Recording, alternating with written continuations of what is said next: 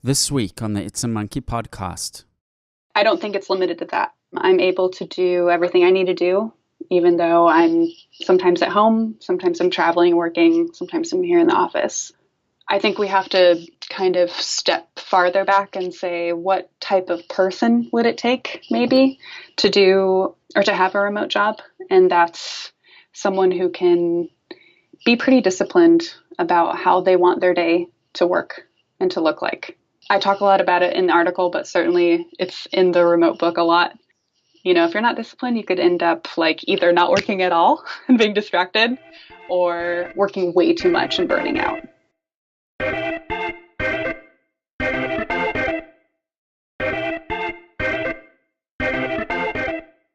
Good morning, good evening, hello, wherever you are in the world. It is Friday, the 11th of August, 2017, here in Sydney, Australia. Yet another stunning winter's day. I know I keep saying that, getting a bit of a cliche, but there's a few things in life you never get bored of. One of them is having a short commute. Apparently, research shows that people never get used to a long commute.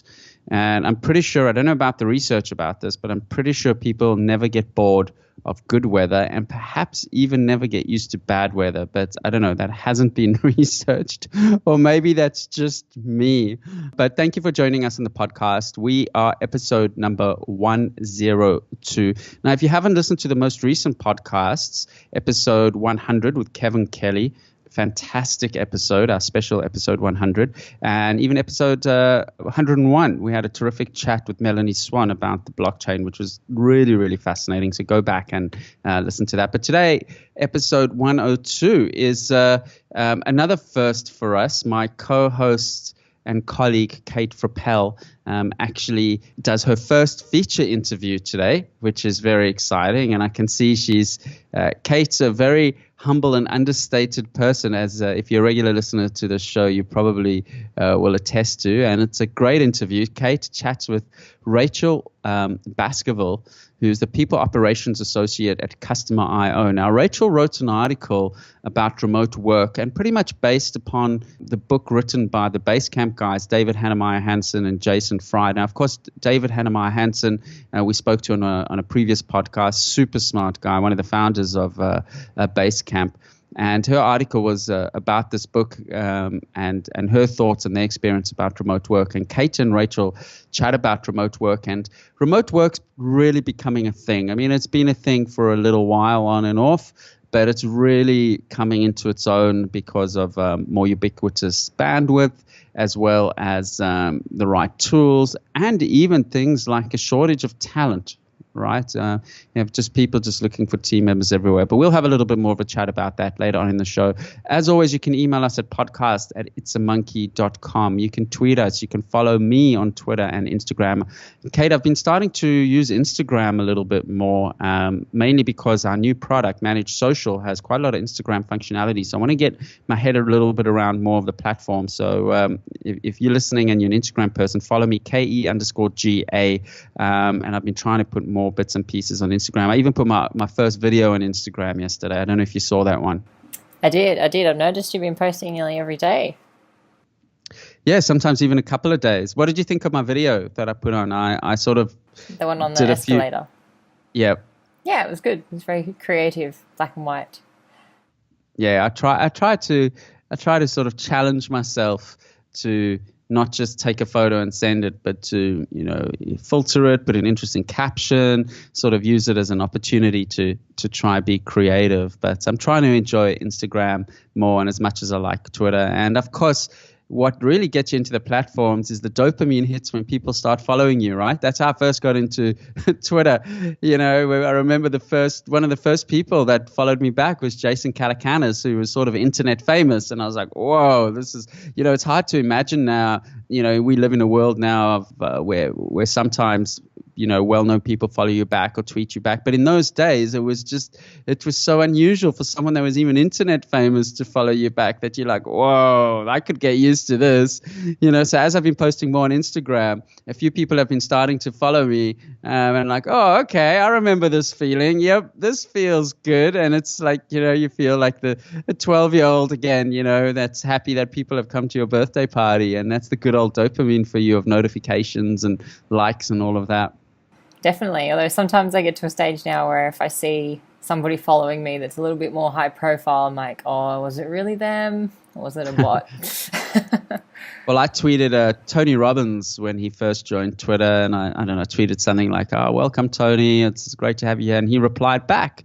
And I said, oh, I wonder if that's really Tony or his assistant. I tweeted back again, and he tweeted back and said, it's really me, Kevin. So who knows? Could be his assistant saying it's really me.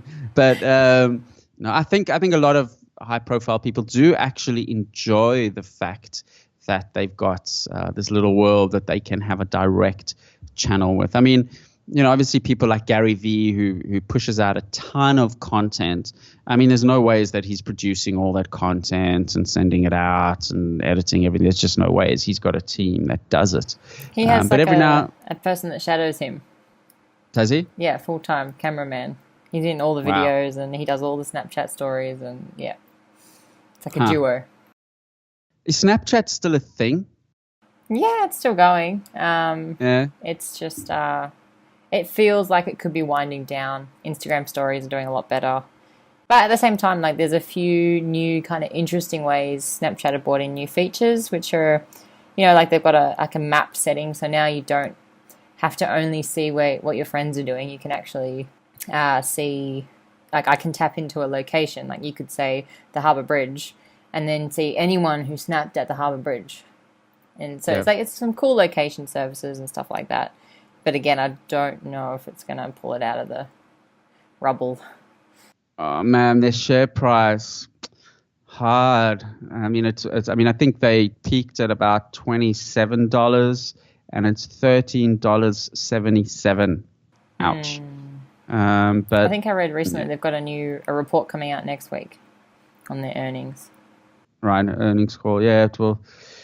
Yeah, it's still very early days for them. I mean, you got to remember that Google and Facebook, they all took a little bit of time to find their revenue points. The difference with Snap though is they really exposed to the Instagram competition. Instagram have delivered so well on product that they really deserve kudos for how well they've executed on product. It's really an incredibly polished product. They've thought about a lot of things, and it's tight. It's very, very tight. Definitely. And one of the biggest features on Snapchat, well, that differentiated it for me anyway, was the filters that went over the face and the dog ears and all the different filters that come with Snapchat. And I got a notification on Instagram last week, I believe, and they've introduced the same thing. So now Instagram have that. They have exactly the same type of filters and stickers and stuff that made Snapchat different. So now, not too sure. Yeah, it's tough out there. There's only so much mind space, and it's only so many times in the day that you can, there's limited human bandwidth. I remember I was at a concert a couple of years ago, just quite a while back already now, 2-3 years, and I remember watching this woman, I don't know, she must have been late teens or something. And I remember watching her cycle through every social media platform and take photos. She took some photos and added it to Facebook, and she took some photos and added it to Instagram, and she took some photos and she added it to Twitter. And she literally went through all of them. But, there's a limit. So, and who's going to win that mind share in the end? And people, I think, teenagers might be a unique demographic where they like to be separate because that's all what being a teenager is about. But, everyone else, I don't know, I think if we could all use one product that includes email, social, work chats, I think we'd actually go for it, right? Potentially, yeah. I mean, I do feel like a lot of people, millennials, teenagers, like Snapchat's quite sticky with them. Like that's how they communicate now. And to get them to jump onto a Facebook product would probably be a bit of a challenge. Yeah, and of course, teenagers do land up growing up, so they don't stay teenagers forever. So that's where Snap might sort of win in the end. But yeah, interesting times. I haven't opened Snapchat for a while. The only person I used to follow some venture capitalists on Snapchat. Mark Susto is a very well-known LA venture capitalist, and he used to do these great Snap storms where he would have a topic like I don't know, raising funds in a difficult market, and he would like give these incredible tips, like just sort of 10 5-second clips one after another, and they were just, it was an incredible learning platform actually. I mean, I almost think back to my uni days, if the lecturer every day would do these snap storms while you're eating your breakfast and you'd watch something. It's I don't know, maybe there's a business idea in that, Kate. It's a great way. It's a great way to learn. Anyway, we digress. Let's get straight into the news. Lots of interesting things happening. Some speaking of millennials and teenagers, I see there's a teenage girl that's done some remarkable development. Tell us what she's managed to pull off.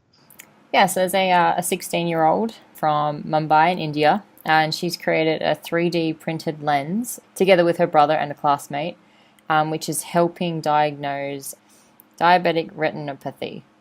Which is interesting because they've trained an AI system with 34,000 retinal scans from the National Institute of Health database, and basically taught their app to recognize patterns in the pictures and therefore diagnose patients in a local hospital by taking pictures of their eye. Right. So it's a contact lens you wear, and it's always monitoring your eye, and it's compares it against a database of diseased eyes, and if it senses your eyes are becoming diseased, it notifies you. Not a contact lens, so it's like a 3D printed lens. So imagine a smartphone, and you attach it to the smartphone. Okay. So you sort of take a snap. You take a snap of it every day, or every couple of days, or something. No, just once off. So like originally, if you needed diagnosis for this disease, you would go through 2 hours of different medical procedures, and now it's much quicker. Like you just use this particular 3D printed camera lens, essentially, that she's made. Take a picture of someone's eye, and it will go through the database of images and tell you whether it matches. And of course, it's easy to forget in developed countries like Australia and Canada, where there's fantastic healthcare, but there's, most of the world doesn't have access to diagnostic tools for simple things. So a diagnostic tool that can get out into the field and can help very quickly, cheaply, and easily can literally save lives, save sight, do incredible things like that, right? Definitely. So she mentions in the article her grandfather actually had this eye disease. It's like really, really common in diabetics, and just in India in general, they just don't have enough eye doctors to do the diagnosis. So they worked on this prototype, and now she's actually got it in a few hospitals in India, and they're using it. Fantastic, isn't that? This is what technology is about. You can imagine if you're the person whose eyesight gets saved because of a technology like this. I mean, your entire reality, your entire world is just 1,000 times different. And this is really what technology is about. Yeah, definitely. I mean, this particular tool, I guess, is good at diagnosing. Doesn't necessarily fix the problem, but it's a cheap, more efficient, and a quicker way of diagnosing this particular disease. And it's got the same accuracy as like a human doctor. So they've done a few tests and comparisons, and it works. Take that, human doctor.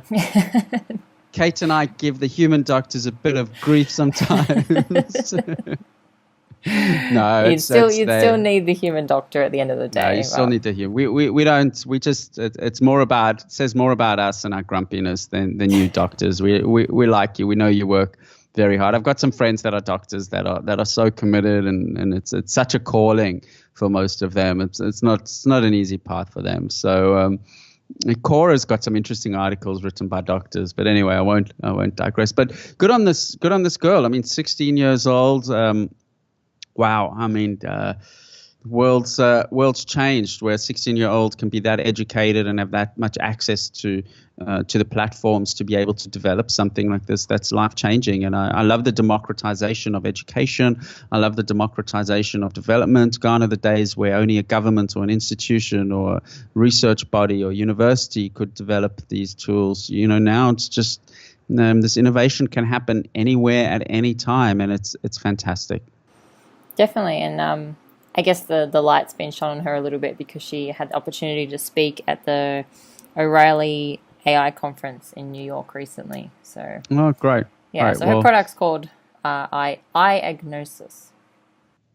Fantastic. And type 1 diabetes, which is the sort of genetic version, definitely can cause all sorts of problems. Type 2 is more of the older age lifestyle one, which I'm not exactly sure of the flow and effects. I don't know if this is for type 1 or type 2 or they both affect the eyes. I'm not exactly sure.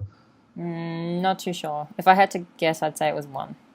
Right. Yeah. Okay. Well, terrific. That's a real feel-good story in the day and times of nuclear war threats. It's nice to have good news stories. What else is happening in the news? I see the blockchain, the favorite topic everyone loves to talk about and doesn't know all that much about. There's a story that is pretty interesting that in Japan they're looking at putting university and high school results on the blockchain. So to actually take it out of keeping it stored within the walls of the institution and having a public or semi-public blockchain where the results will actually reside. Yeah, so Sony, one of the, I guess, massive digital company. So yeah, they've finished developing this system of storing like everyone's diplomas, degrees, test results, like a whole mix of things. And they're looking at partnering with some, I guess, higher education institutions to see if they can implement this. That way everyone will have a live resume. So all of your qualifications can be stored on the blockchain. And then if you apply for a job, for example, those third-party people can actually look into you and see what your education is without having that sort of fear of fraud.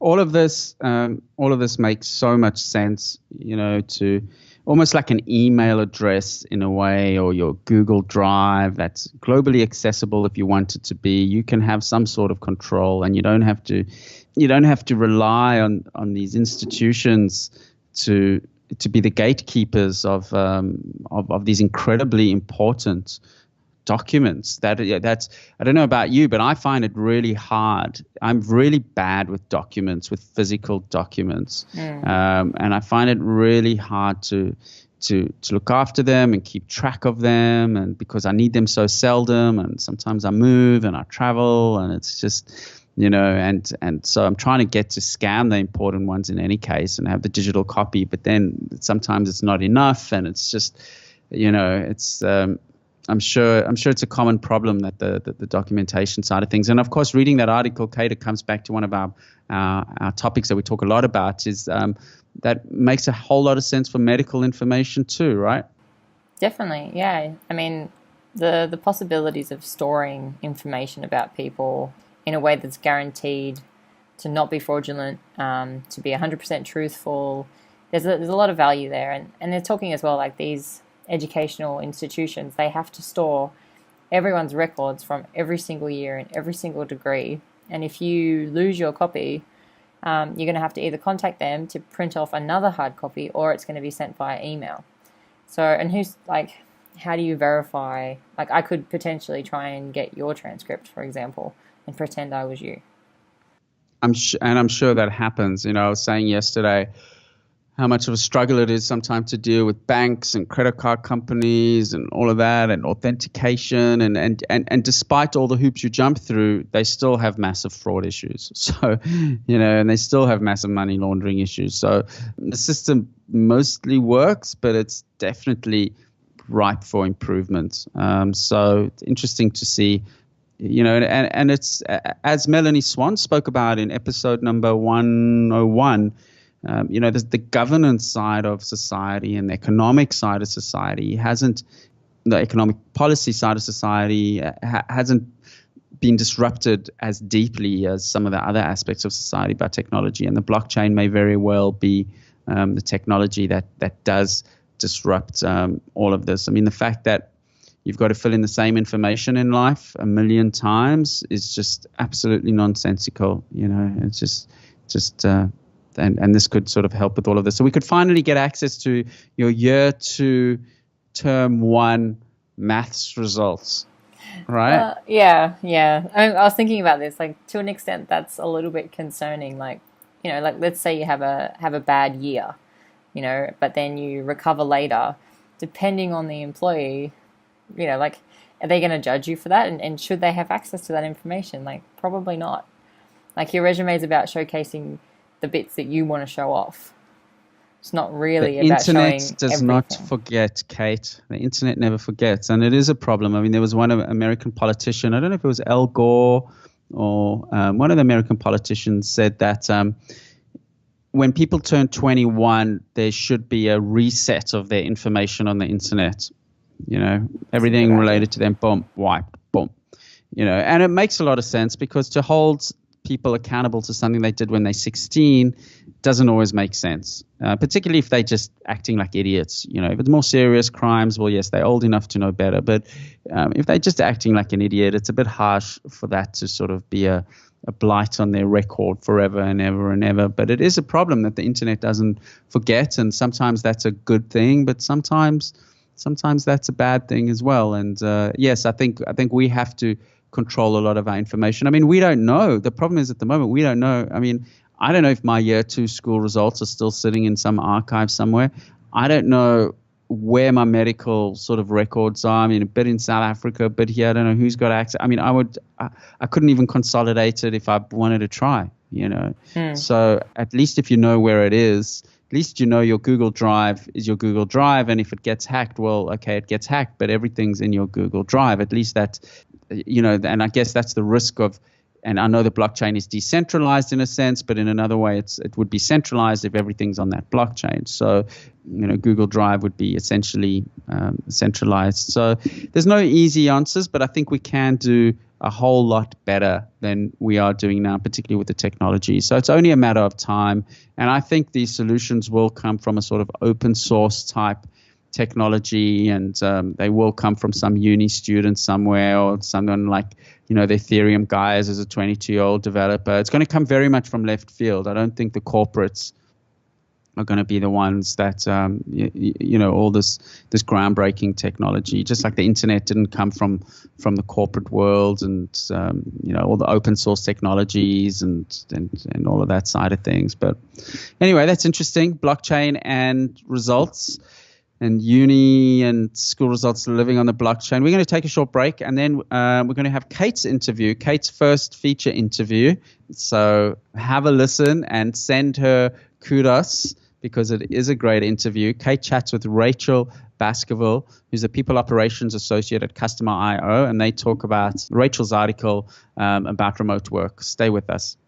The It's a Monkey podcast is brought to you by CheckDog. Use CheckDog to easily review and monitor your website for spelling errors, broken links, and broken images, all with the push of one button. CheckDog can also automatically monitor your website and notify you of newly introduced spelling errors. Go to checkdog.com/podcast to receive 50% off your first month subscription. CheckDog.com, helping the world's leading websites keep their content error-free.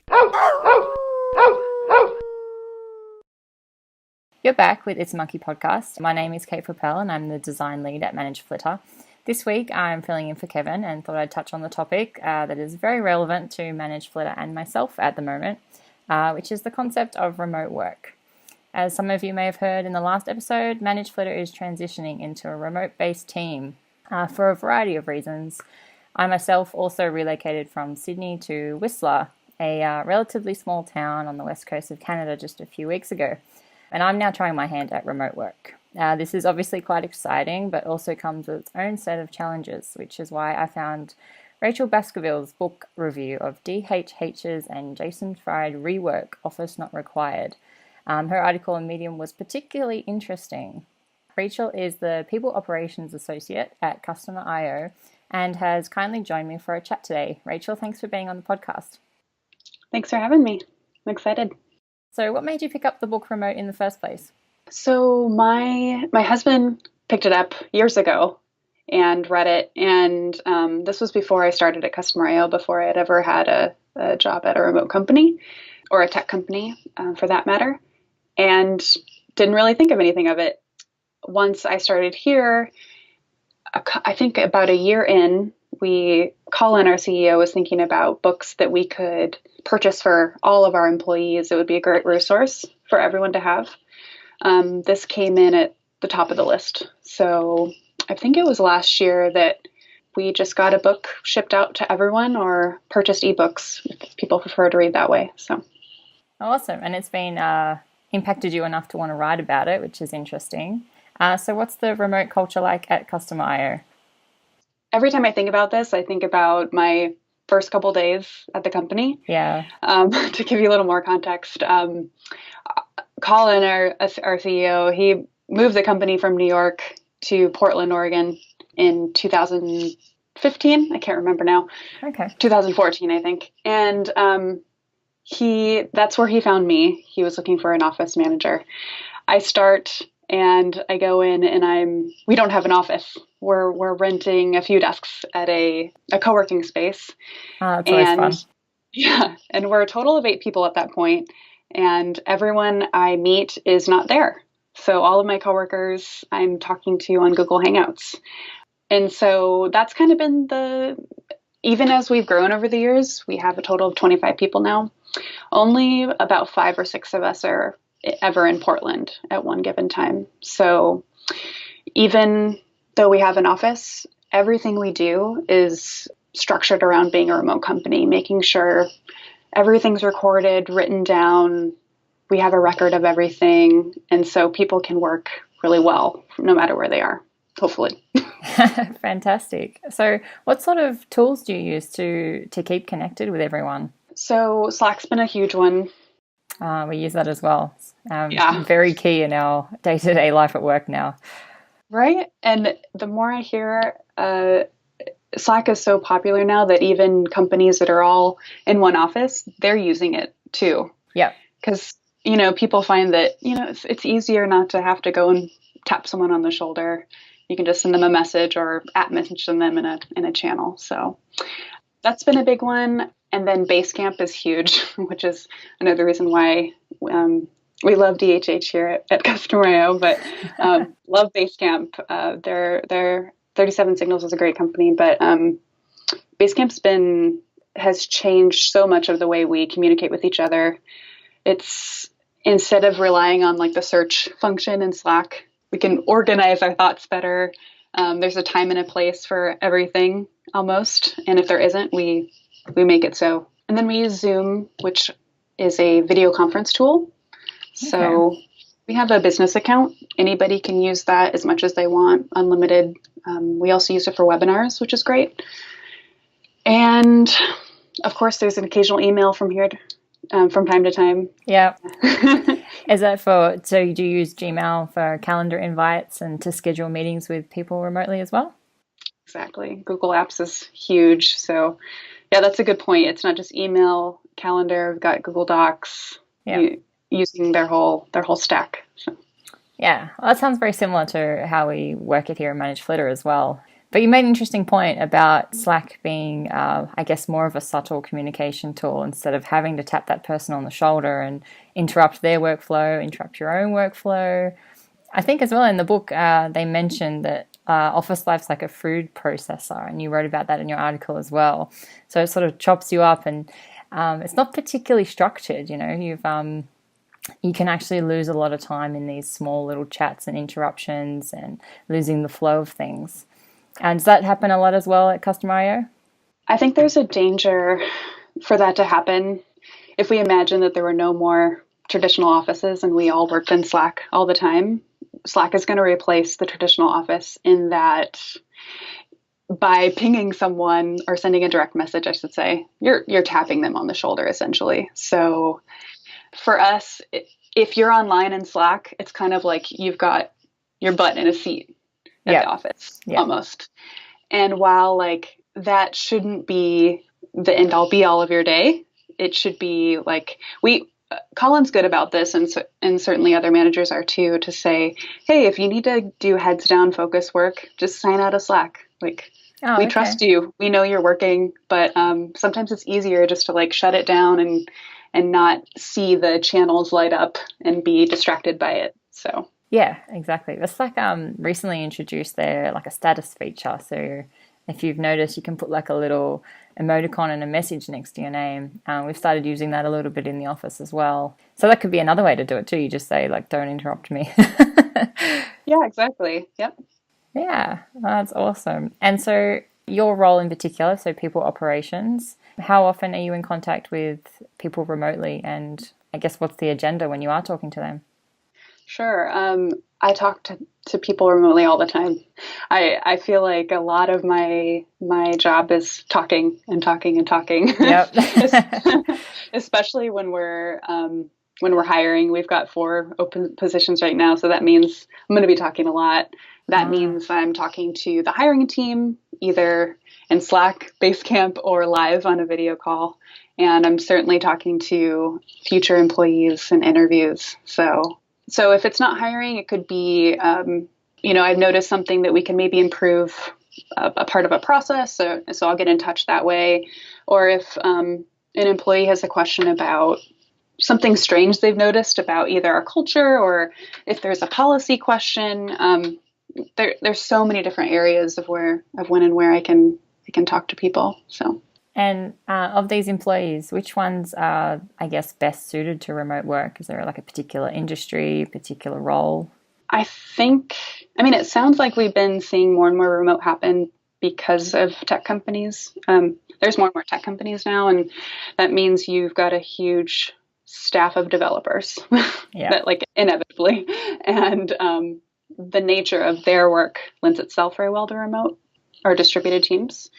But I don't think it's limited to that. I'm able to do everything I need to do, even though I'm sometimes at home, sometimes I'm traveling, working, sometimes I'm here in the office. I think we have to kind of step farther back and say, what type of person would it take maybe to do or to have a remote job? And that's someone who can be pretty disciplined about how they want their day to work and to look like. I talk a lot about it in the article, but certainly it's in the remote book a lot. If you're not disciplined, you could end up like either not working at all and being distracted, or working way too much and burning out. Yeah. Seems to be the 2 biggest dangers as well. And is that part of your role to sort of check in on that and make sure that's not happening? Yes, absolutely. And the part that I can help with the most, I would say, is making sure we have the fundamentals down. That's you've got your job description. We make sure we write that, and we're good about updating it. Yeah. We're not perfect, but that's a huge one. And then certainly like goal setting, and then career development. So if we can handle like kind of those 3 big areas, then we'll be able to tell really quickly if someone's too distracted where they are, if they're working from home and they're distracted, or if they're burning out. So definitely. Because that's the sort of the I'm finding the nice thing about remote work is that it is quite flexible. Some days I get up super early and I'll do a bunch of hours in the morning, and then it'll be really nice in the middle of the day and I can go for a quick hike and then come back and work through the afternoon and the night. So, and that's when it overlaps better with Sydney as well. So that flexibility is like really, really great. But interestingly, I found in that book as well that he mentions that it's not so much about the hours necessarily that you're clocking. It's more about the value of the work you're providing and how concentrated and I guess just focus and your productivity levels. Is that, you agree with that as well? Yeah, absolutely. I think like the place where I can immediately make an exception is for our technical support team. Yeah. Or any like super customer client facing role where you're kind of tied to their definitely their needs. But otherwise, 100% agree. I mean, there's so many studies out there that are and countries now that are minimizing the required workday from 8 hours to 6 hours or whatever it is. So, yeah. It's an interesting idea. I don't know. Yeah, it certainly wouldn't work for everyone's role. No. But a lot of them potentially, particularly developers, I feel like they really get into like concentrated periods, and then once they're out of it, they're out. Yeah. As you know, you're not coming back for another couple of hours. And yeah, it's interesting too, because even with multiple, I guess, support teams, you can cover lots of different time zones. So depending on how big the company is, you could cover the globe basically. Have you guys got too many customer support representatives? We have 4 today. 4? Yep, yeah. 4, and we're hiring another one soon. So we've got a couple people on the West Coast. We've got someone in Central Time Zone, Central US, and then one person. No, sorry, 2 in Central US. So the person we want to hire would ideally either be in Western Europe or Eastern Time Zone, and that's just because the majority of our customers are in that time zone. So that kind of coverage would be excellent. Fantastic. And do you find as well with the different time zones that you need to sort of have a manager or a project lead, for want of a better word, in each time zone to manage that? Oh, that's an interesting idea of a project lead per time zone. Honestly, like each team works a little bit differently, and they can dictate what works best for them. And anytime someone either changes teams, leaves the company, or we add a new person, we'll tweak that. But no, I think the things that we really rely on are, I'll check in with people to see what their typical work day looks like, their work schedule. And then I have a Google Calendar that I've created called Team Schedule, and you can quickly like toggle on and off when someone's typical work schedule is, so you know you're not scheduling something super early or super late for them.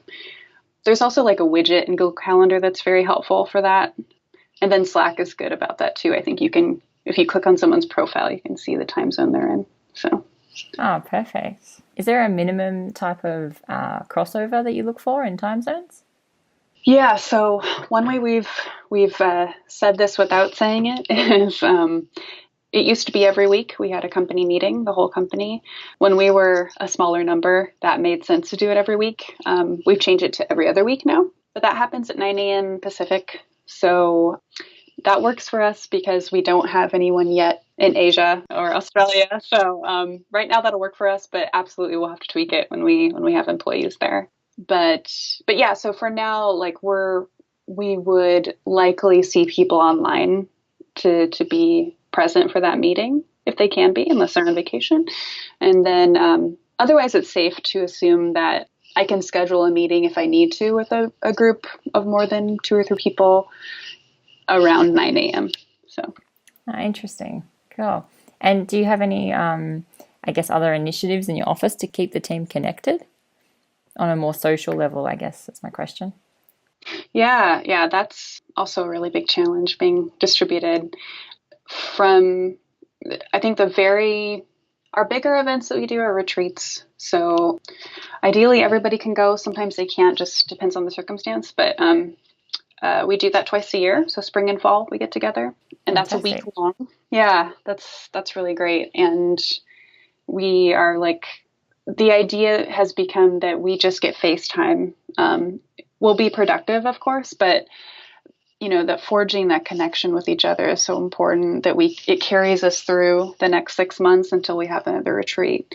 Now, between the retreats, we do a couple other things. Randomly, I'll schedule like water cooler chats, I call them. We don't have a water cooler. So say, hey, I'm around for 20 minutes between tasks. If anyone wants to jump in, I'll shoot a link to the video chat I'm in, and then anybody who's available can jump in and chat if they'd like. And then we have a more structured way of connecting people called serendipity chats. And it's actually a really cool Slack bot called Donut. And it's free to use. You can integrate it with Slack. But essentially, you assign it to a channel. Yep. And then anybody who joins the channel will get randomly paired up every other week or however often you want to do it. And you schedule a time to chat, and we ask that people try to talk about anything except for work during that time. Wow. And so that's really easy. And it's only every other week. So it's not like, it doesn't ever get to be too much where you're feeling like, doing a lot of chit chat. Okay. And how do they, I imagine they could be a little bit tricky to start with, people just trying to meet each other over a webcam, but does it break down over time? It does. And I didn't mention either that one thing that we have all new employees do is a welcome email campaign using our product. Yeah. So that obviously gets them jumped into product knowledge, gets that the gears moving for that, but also we get to learn about them through a series of email campaigns that they send to the team. So about themselves. Yes. So that's really nice. Interesting. You get like context before you jump into like a random water cooler or serendipity chat. Okay. So the new candidate will send out maybe 3-4 emails in a campaign solely about themselves. That's an interesting idea. Is it like based on questions, or is it like totally up to them what they want to include? Yeah, it's up to them. We give I have a Trello board that has, it's kind of acting like an org chart somewhat.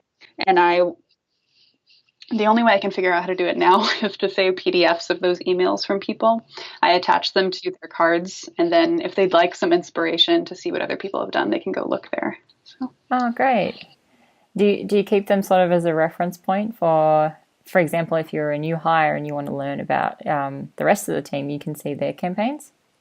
Yes, that. And sometimes before people start, like some people have a quite a long buffer between they've signed their offer letter and then starting, depending on the country. Like employment laws are always different. But if they've got some space between those two times, I'll ask their future coworkers or teammates to reactivate their own welcome campaigns to send to the new hires email, so they start getting excited about, and they have some sense of understanding of who they're going to work with.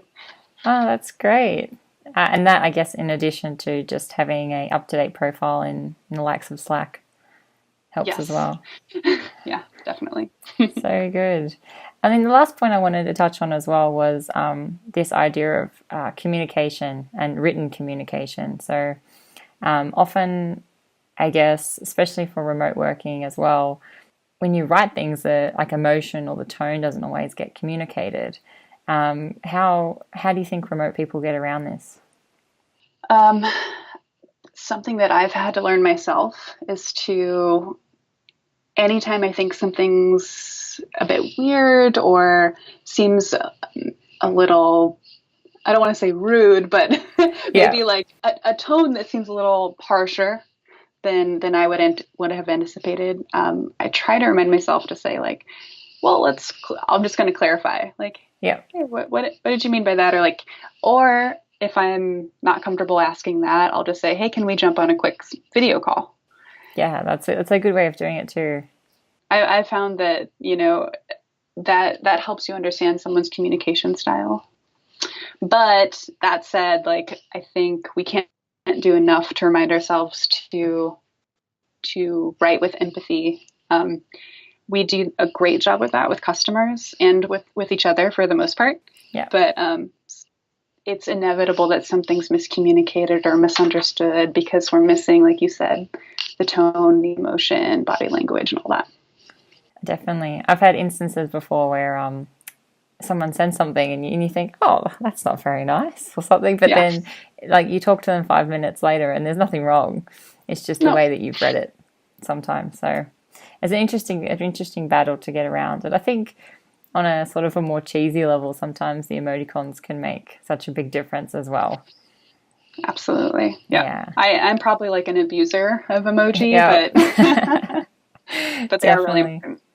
Yeah, especially in Slack too, our team's really big on customizing and creating our own ones. So people import all their own little, I guess some of them are GIFs, some of them are emojis. It's a mix of things, but Yeah, they really Those are break the great. ice, which is a good way to do it. Awesome. Well, thank you for your time, Rachel. I really appreciate it. So Rachel's in charge of people operations at Customer.io, and I will be linking to her article in the show notes. Thanks again for joining us. Thanks, Kate. Hi, my name is Jo Pinto. I'm the Business Operations Manager here at ManageFlitter. Did you know that Twitter can be a powerful social selling platform? But the first step to effective social selling on Twitter is to grow your Twitter account with high-quality niche followers. For example, let's say you are an online bicycle retailer. ManageFlitter could help you grow your Twitter account by helping you find and follow people who have the word cyclist in their bio.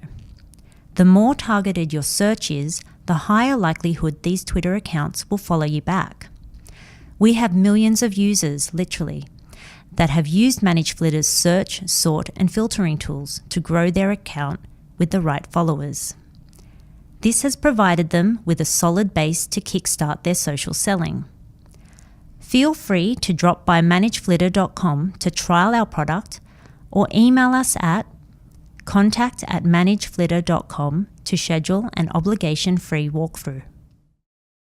Kate, a lot of Rachel's article is great. I recommend everyone read it who's into remote work and remote first cultures.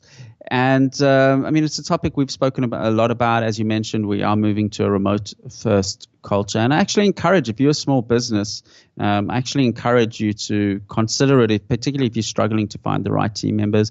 What dawned on me, Kate, as well, in talking to my brother who works for a company that's not remote at all. They have a few different offices, but they're not remote at all. And I said to him, why don't you push the CEO to consider remote or to start? He said, look, mate, he said, never mind remote. Half of the time I'm actually sitting next to him and we're pointing at the same screen with our fingers together and going through things. He said, we're so far remote, like the whole, and I think you and I probably, we forget how far some companies, it's the most foreign concept. Another friend just started a new corporate job, and I said to him, can you work at a cafe in the afternoon or something? He said, no, he's got to be in the office, bum on seats, pretty senior role at a big corporate company. So, being a small company in tech, we sort of take all of this for granted that we can trial and focus only about productivity and things like that. But I think most of the world has got a lot of catching up to do still. Definitely. And I think the bigger the organization, the harder it gets somewhat, unless you can divide that big company into smaller teams. But at the same time, like, you can sort of understand, depending on high up the food chain they are, it's an appearance thing as well. If they're the boss, then it's important that they're there and that they're seen there. Look, it's something I obviously think a lot about, being the CEO, and obviously part of my job is to ensure things are optimal and the culture is optimal and the workplace is optimal.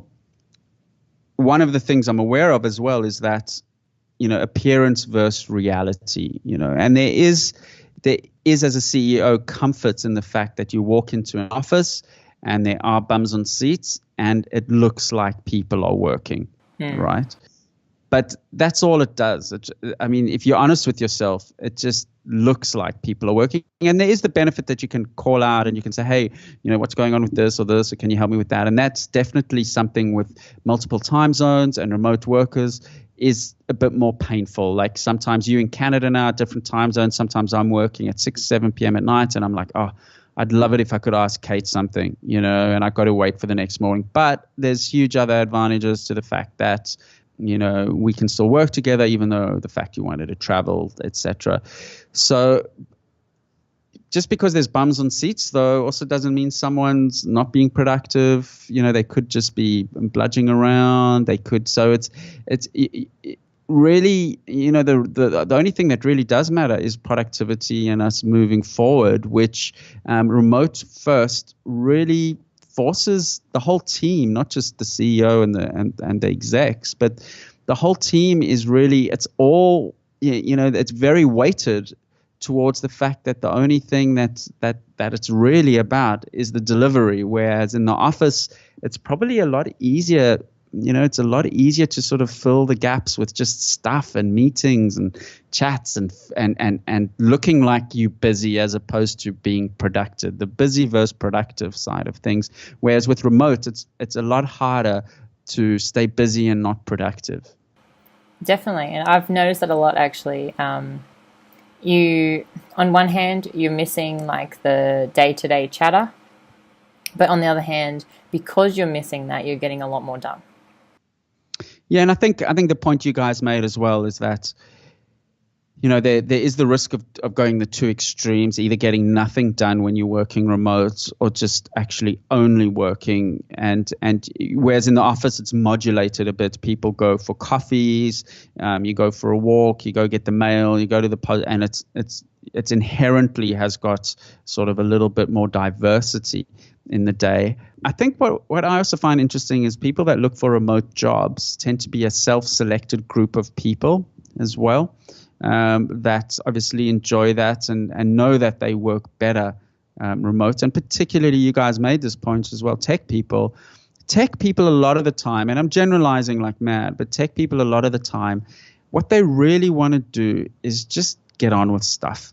A lot of the time they don't want to go for team building, and they don't want to sort of sit at a picnic and sort of, talk about how they're feeling about, where the culture wants to go. And this, like they'll do it, a lot of them, and they can, if they have to, but it's not their first love. Their first love is sitting down and solving technical problems. And that's why they love remote work, a lot of them at least.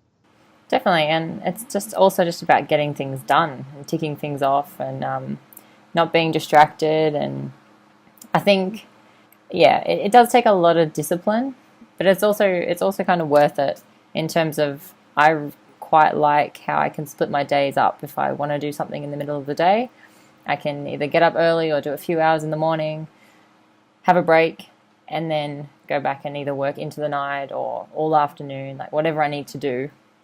And it's so good. It's so good. Like, you can't really do that if you have to be at an office at a certain time. Like, you tend to have your lunch break, which in some cases, like for me now, some days I won't go with a lunch break. Like, I'll just be eating while I'm working. But at the same time, I'll go for a walk in the middle of the day if I have to or something. And it's just, the flexibility is actually really good. And I like that it's refreshing as well. It's good to sort of, if you're stuck at something, just get out, go for a walk, go for a swim, come back, and you're not limited to, office hours or anything like that. I mean, the flexibility is really interesting. And if, I remember we chatted with a potential candidate a few months ago that nearly joined us. And one of the things that he said, one of the simple reasons why he wanted remote work was he liked to go to the gym during the day, all right? So whatever, at 3, 4 o'clock, because it was less busy and it worked well with his sort of biorhythms. And in his in-office job, he couldn't, right? And sometimes these little lifestyle touches can make a big difference to the quality of life. And I think if you're a small business owner or a tech startup owner, you can really attract candidates based on just giving them these small things that are actually not a terribly big impact on the company, particularly if it's remote, but are actually a big impact to the candidate, whether it's staying at home with the kids or working remote or, flexi time or one day off to, do some other hobby business or something like that. So, and all of this is a lot easier if it's remote, because once you're in the office, you sort of either have to just be totally anything goes, or you have to be, right, this is the way we do things. Because otherwise, if you give one rule for one person and another person, then it becomes actually a little bit awkward and weird, and people are, there's perception issues, and it becomes a lot more tricky to manage. But if everyone's remote, or if the remote people can do what they want, then it's a lot easier. Yeah. And like, as I've found too, I think you just have to be disciplined and organized. So like for me, I know every day that we have stand up at 4:30 my time. So I'm always like, okay, if I'm going to do something in the middle of the day, I'm going to be back at work by 4:30. Yeah, it definitely does require discipline. I love traveling and working as well. I mean, I think you've started to enjoy that now. It's a good balance. You get to enjoy a place from a little bit more of a local perspective, and it'll be interesting to see if remote work really does hit the mainstream or not. It's still a bit fringe, you know, and I think there's still a magic that does happen face to face. So I think it's never going to totally disappear, but we'll see. It's a pity there's not stats about how many, you know, what the increase in remote work has been. I don't know if you guys stumbled onto any of those stats while you were researching that chat. Not really stats wise. We were more just talking about methods and approaches. Some that I found particularly interesting from Rachel were her, she called them serendipity chats, or when they have a new hire, they have welcome email campaigns. So that new person has to use their product to create a campaign about themselves, and they can read current employees' email campaigns as well to get to know each other. So yeah, I mean, we talked on a few of those things, but not necessarily stats. Yeah, it's you know, there's some well-known companies that are full remote, including Automatic, which where WordPress comes out of. There's Zapier. Basecamp's about 50% remote, I think. Yeah, if I'm correct. I quite like that model as well. If you've got, you know, a sort of hub, so to speak. Obviously, there is the risk that then you still have the feeling of insiders versus outsiders, people at HQ and people not at HQ, which you're probably getting a bit of a sense of now, where something happens in the office and you miss out type thing, and, you know. Yes and no. To an extent, I expected it more than I'm actually feeling now. It's surprising how much Slack fills the void. Yeah, Slack is definitely a lot of the glue that sort of sticks it all together. We tried a product many years ago. I think you remember it, or maybe it was before your time. What was it called? Where it just sort of streams your video from your computer the whole time into a dashboard. Yeah, no, I remember that. Do you remember that? That was weird. I found that a bit weird. Yeah, it sort of almost got there. So you can sort of it creates a virtual, you know, image of everyone, what they up to. But I guess all that happened most of the time was just you just had these faces just staring at a screen, right? Yeah. I think what would actually be a better idea almost would be if we had a webcam, not from the computer, but if everyone working remotely and at the office, maybe we had a couple of cameras, and there was a screen where you could go to and you could actually see everyone's workspace where they at, right? And I actually think that would be pretty nice. Instead of just their face, you could actually see a bit of their context the whole time. And people could toggle it on or toggle it off, and maybe, you know, you click on it, it goes through to their Slack. And I don't know how, you know, the problem is it wouldn't really change very often. So you'd go to it and it sort of looks the same every time. So I'm not quite sure what the point is.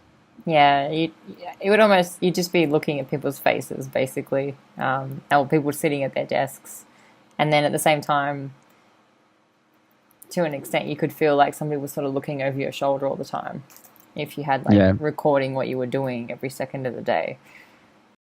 Yeah, no, exactly. But it's anyway. We'll if you are a remote team and you have any tips, we actually on our website itsamonkey.com, you can actually leave comments about our show, and I'd love any other tips or any other tools.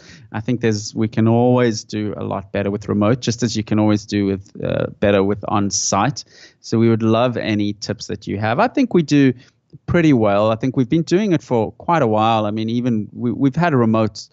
I mean, we had Charles in South Africa for many, many years. So we've always had some element of remote. So we're sort of used to time zones and trusting people and things like that. So, anyway, that's episode 102 done. Next week, we'll be back with 103. Remember to email us, podcast@itsamonkey.com. Any ideas for guests? Anything else? If you want to get hold of Kate or myself, if you want to chat to us on your podcast, I'm actually going to be on another podcast in a few weeks. I've been in another few podcasts. If you have a podcast, I enjoy chatting on podcasts as well. So feel free to reach out to me. And thanks for listening. See you later.